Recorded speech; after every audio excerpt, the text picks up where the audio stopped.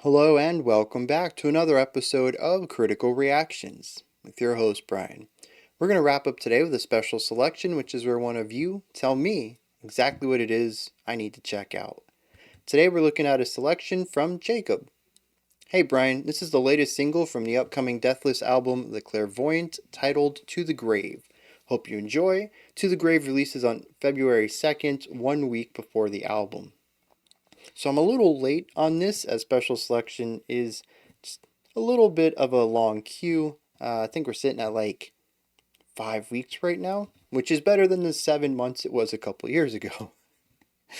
With that said, though, it is good to hear that this is out because I did not have this on my release radar for some reason, and I have since added it to my queue of things to check out for this year. So I'm excited to get to it later on this week, probably Friday. Friday is a really good day for me to listen to music. I get through a lot of albums on Fridays. With that said, I have consistently praised this band for being the type of tech death that I enjoy, with a heavy focus on melody. I'm excited to check out To the Grave and see what they're bringing to the table today.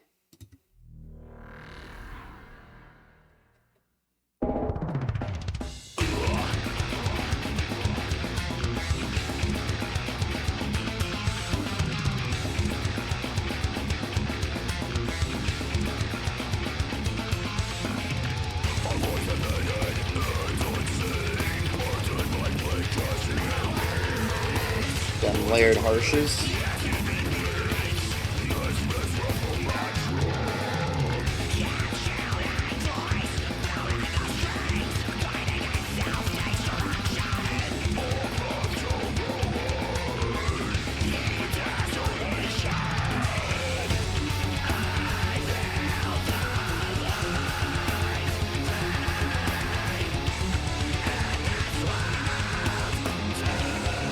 That changing quicker riff on the backgrounds.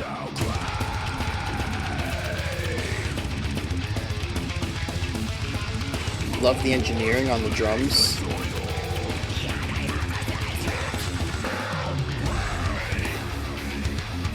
Halftime groove.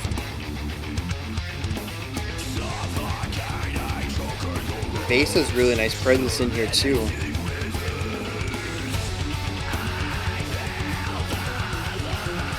The widening out of the chorus is a really great decision.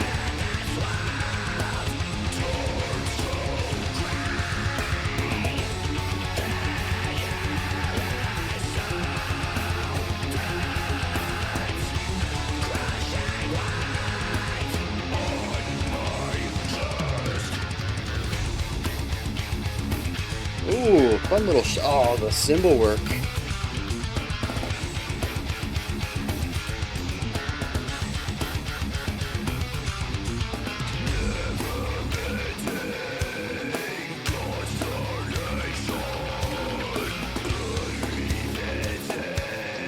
Oh, the cutout.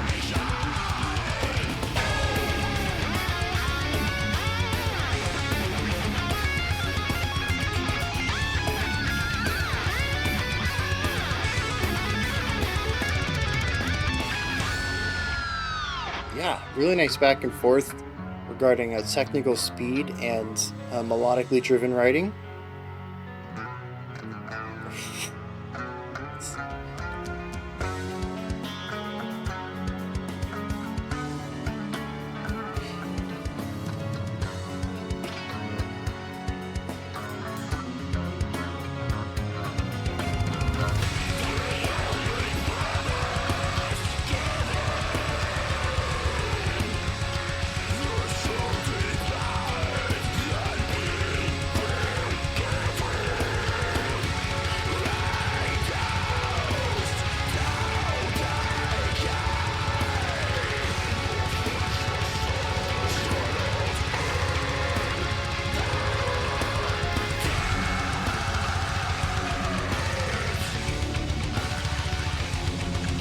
Pairing the 16th note strumming against the faster bass kicks.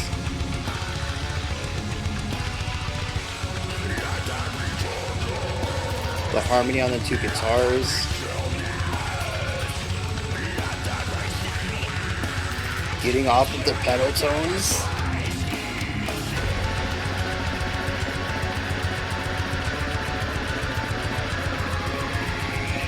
Absolutely filthy vocal layering there.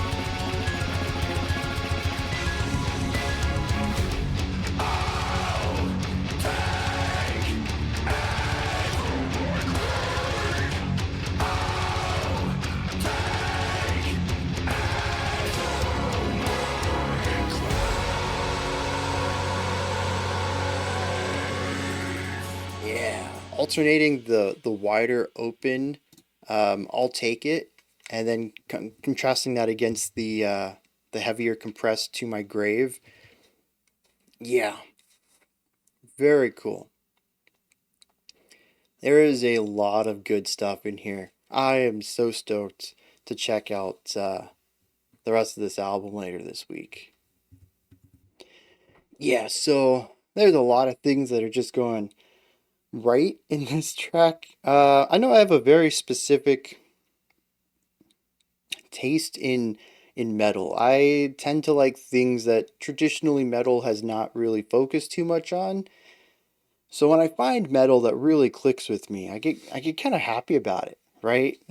And I think Deathless is definitely a band that's going in that direction. I mean, just off the start, we have counterpoint, we have variety of ideas, we have variation of ideas, we have so many different sections in here. We have bass led sections, we have vocal variety, we have melodic drumming, like all the things that I usually bring up in bands, usually in like groupings of maybe three or four of those topics are all present here at once, and it works so well for me, and I'm so glad to have had the band reach out in the past. And I think this time too. I think Jacob is a member of the band, lyricist and guitarist. Um, yeah, just I'm so glad they reach out to me because this is a band I need to keep an eye on. Um, so let's just start from the top, I suppose. Right from the beginning of the track, we have a lot of movement going on in the guitar work, in the drum work. The bass is present in the mix and also has things going on. It's not just pedal tones all the time. The vocals come in, and there's a couple of different harsh vocals, even right within the first verse. For the most part, they aren't jump between too frequently, but it is nice to have that sonic contrast every once in a while. Plus, we do have layering between them, and because they do have different perceived pitches to them, there can be a quasi melodic component to that as well. So I was sold right from the beginning of the track, and the whole thing is just heavy, it's aggressive, it has all the cornerstones of being death metal, just with all the more progressive elements I'm a big fan of. I think they kick it off right from the start, bring you into their world and say, this is who we are, this is what we are about. And I'm like, yeah, okay, tell me more. I'm sold. Um, Moving into the chorus, I love the additional use of the synth pad around everything. It really fills it out. We hear this, I think, more specifically on the second chorus, after we have a little bit of a cool idea where I think one of the guitars drops out, and we kind of have this vacuum, this pocket in the song where it's like you were hearing music and then now you're not, and it feels sort of empty. And then not only do the instruments come back in, but we have the expanded synth stuff around it, and it makes the chorus in that moment feel massive. One of the best uses of contrast in this track. Um, the bass frequently pushes the song forward, always having something moving going along, even if nobody else does. If the guitars are going for something that's a bit more textural or rhythmic, the bassist is giving us melodic movement. And the drums don't ever seem to want to sit still on anything. I noticed that in a lot of the drum patterns, the first half of the pattern might be something a bit more standard. Maybe it's, alternating bass and snare, giving us accents on like beats 1 and 3, just kind of going back and forth with the cymbals laying down constant quarter notes or something like that. But then the back half of the pattern is going to be something more melodic, where the rhythm is not as rigid and what parts of the drum are utilized kind of vary from pattern to pattern. It allows the drums to feel more alive and less static, which I feel is something that death metal in general relies upon often. I think a lot of it just harkens back to where death metal came from. Basically, a lot of metal from the 80s and 90s influenced a lot of metal today. And metal back then just, not to be dismissive, but tended to take a simpler stance on things outside of the progressive areas. So I like hearing death metal like this sort of embrace a more dynamic style of writing that the genre just didn't start out on. We'll put it that way. Um, oh man, there's also the bass. Oh well, let's just talk about this. After the second chorus, we go to our bridge, and everything chills out for a little bit. We have a piano interlude, and then we have some synths come in around that, and then we have a bass solo. This was so refreshing to hear. I love it. We just bring the whole song down. We allow us to really envelop ourselves in this emotion. Chordally, it sounds like much of the same stuff we were playing earlier, just without the aggressive of the aggression of the distorted guitars. We get to fully feel the emotion of the chords without the additional emotion of the timbres. And it's just a beautiful little moment. The bass comes in and lulls us with this melody, and then we go ham. Like the opposite of a breakdown, we go into speed.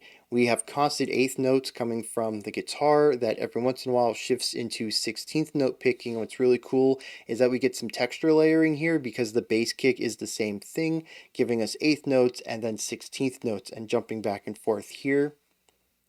We have, I mean, this is where like every piece of my favorite composition stuff comes together, because on top of this contrast, we also have harmonic element where the second guitar is playing harmony on top of the first, but there's also a rhythmic thing going on here because as the guitarist shifts to 16th notes while playing the descending line, da da da, right? The other guitar is doing eighth notes on it, and the bassist is following along with this. So we have this eighth versus 16th idea while also having harmony and this descending pattern. The drums are doing their thing, giving us the texture layering on the bass kicks, but also doing some melodic stuff on the hands.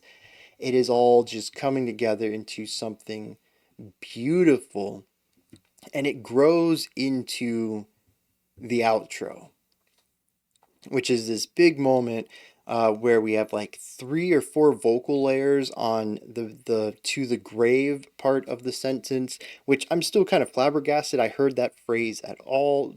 Growls and screams are still. I'm like, yeah, I need some lyrics for this, but no, that one line, I'll take it to the grave or something like that. I heard it. Like I'm like so stoked about that. Um, but that might be another way that I think this band also just sort of works for me, is the production on it is very clear in every perspective, and it does that without giving up any of the rawness or grittiness that it needs for that metallic feel. It's just so good. But anyways, we have all this vocal layering here, and it just creates this. Is there a thing of like an anti-vacuum? Right? So earlier we removed instruments and it made the song sound empty, but here there are a couple of vocals at the real lower end of this stack that almost feel like they're consuming everything. It's like this, it's not an emptiness, but it's a blackness, a darkness that sits on the bottom. You can't see it. It's sort of like emptiness. It feels like emptiness, but it feels like it's a full empty. Does this make any sense? Did anybody else feel this? Like it was a bonkers thing to do. I don't know. It works so well. And it just like it obliterates the lower end of this track, and it was a wild feeling listening to that. And then we finished it up with the alternating vocal styles, the hyper compressed one, and then the cleaner harsh, as far as production goes, having that real nice alternation there.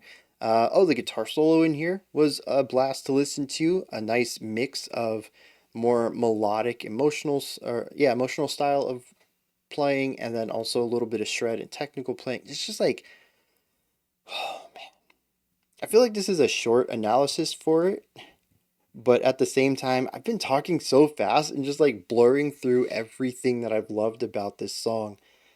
that I do think I've touched on everything. Usually I'd also want to head into a thematic direction. What does the song tell me emotionally or narratively? And honestly, I don't know. Part of it is that I was just enjoying it on sort of a casual listen, but also the other side of it is that it is very much metal at pretty much every moment. And metal still just sounds aggressive to my ears. I don't know if that's ever going to change.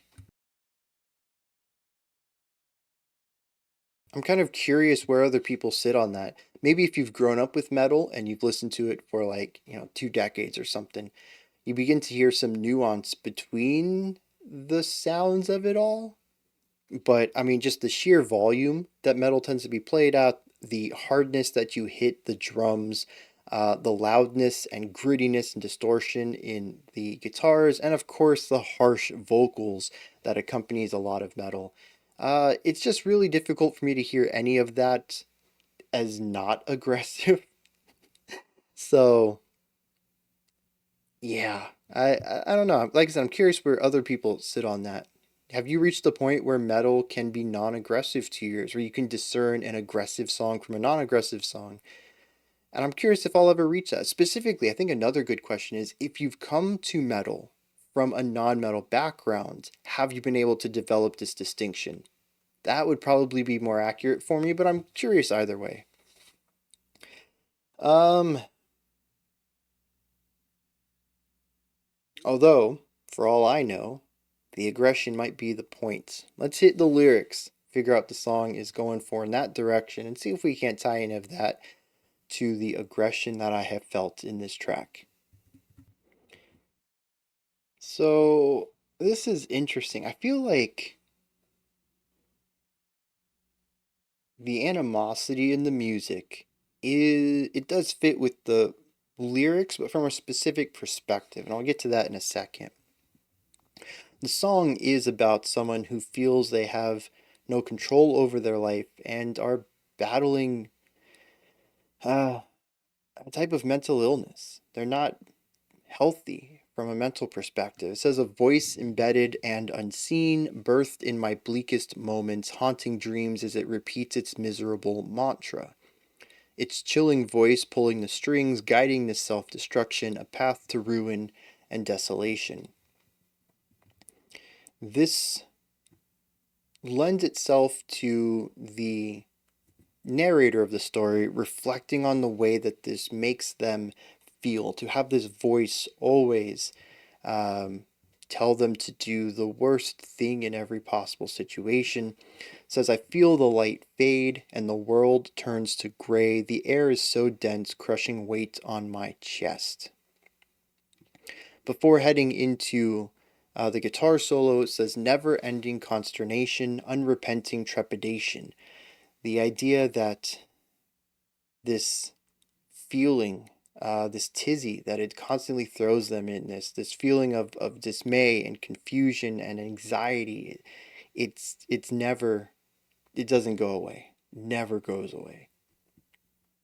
This takes us to the solo and then the outro. So we have this person and just constant negative thoughts, leaving them in a state of constant anxiety and tension. This, I think, is where the feeling of the music begins to take form and line up with the track itself. Because at the beginning, it could just be the way that this voice feels to them, to be this angry voice inside of them that they would like to get rid of. But I think here at the end, we begin to see something that leans into the intensity of the music. It says, the only promise given is to depart and be forgotten, reduced to decay, a faceless stone settled in the dirt. Let there be darkness, stillness, silence, an end to this voice inside. I'll take it to my grave. The idea that the only way they can rebel against this voice to take back control is to take their life, taking the voices as well. And I think that's where sort of the animosity in the music stems from. It's a type of power. It's a type of utilizing anger as a strength, a way to rebel. It's the only part of the lyrics that feel like there's any sort of control or strength in it. Everything else is about suffocating, choking the roots, serenity withering, light fading, crushing weight on my chest. It's about feeling powerless to this. And I think that's what the multi-layered vocal there at the end, the one that I felt sort of like sucked the air out of that moment of the song, I think that's what makes it so powerful. It is a moment where, at least lyrically, the narrator has shifted to one who is dominated over to one who can now control the situation, has the strength to uh, craft a path forward to something that makes them, something that seems good to them. Darkness, stillness, silence. I don't advocate for suicide, of course.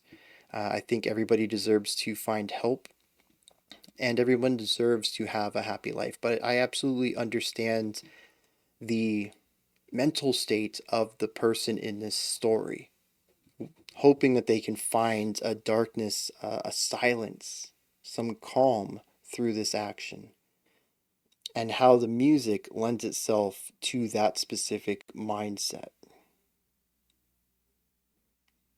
It's a heavy song, it's a dark song, but it's one that I think fits well musically and lyrically. That is Deathless's To the Grave. Let me know if you enjoyed that song, if there's anything in there that stood out to you, anything that you'd like to add on to what I said or correct me on. Put all that stuff down in the comment section alongside your thoughts, opinions, and perspectives. Above that, in the description box, you'll find a link to Linktree that takes you to my music. It takes you to this menu where you can find my music, ways to support the channel, a link to the Discord server, and more. There'll also be links to Deathless's, whatever I can find, I suppose, Spotify, Bandcamp, some other stuff. If you enjoyed that, their new album is out, and you'll be able to find links to that in the description. Above all of that, if you could like, subscribe, and ring the bell. Also, if you could head to their pages on your way there. Like, subscribe, ring bells, thumbs up, hearts, wherever you end up landing.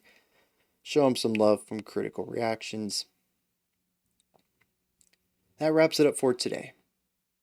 I'll be back tomorrow, 5 p.m. Eastern Standard Time, 10 p.m. UTC. We're going to further explore some tasteful solos, of which I actually did find this one tasteful. It wasn't selected for the theme, but it was a good one for the theme, regardless.